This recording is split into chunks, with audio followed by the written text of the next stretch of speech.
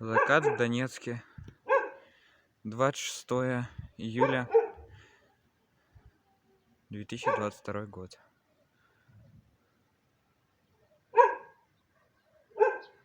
Вот такой вот закат в Донецке после дождя.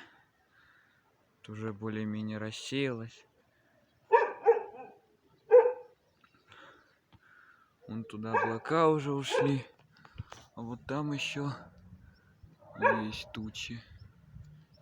О, какая красота.